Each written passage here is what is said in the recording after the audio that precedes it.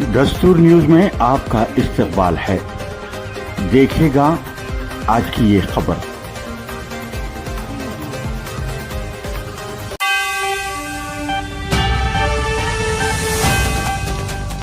Double bedroom मकानात के ज़ेरे इल्तिवा काम जल्द मुकम्मल करने की हिदायत। कलेक्टर चाहत बाजपाई। हनुमकुंडा ज़िला कलेक्टर चाहत बाजपाई ने न्यू शाइनपेट में वाक़ डबल बेडरूम मकानात से मुताल्लिक़ ज़ेरे इल्तिवा बुनियादी सहूलियात के कामों को तेज़ी से मुकम्मल करने की हिदायत दी है। बुध के रोज़ ज़िला कलेक्टर ने न्यू शाइनपेट में तामीर शुदा डबल बेडरूम मकानात का अचानक मुआयना किया। इस मौके पर उन्होंने मकानात के मुख्तलिफ ब्लॉक्स का जायज़ा लिया और फराहम की जाने वाली बुनियादी सहूलियात का तफसीली मुआयना किया। आरएनबी के ईई सुरेश बाबू और महकमा हाउसिंग के पीडी सिद्धार्थ नायक ने कलेक्टर को तरक्याती कामों की तफसीलात से आगाह किया।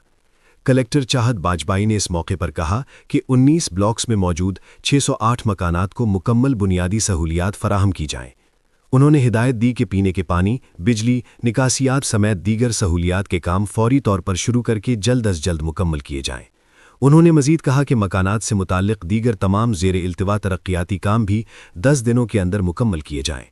पानी की फराहमी के निज़ाम का मौके पर जायज़ा लेकर मोटर्स को फौरी तौर पर नस्ब करने की हिदायत दी गई।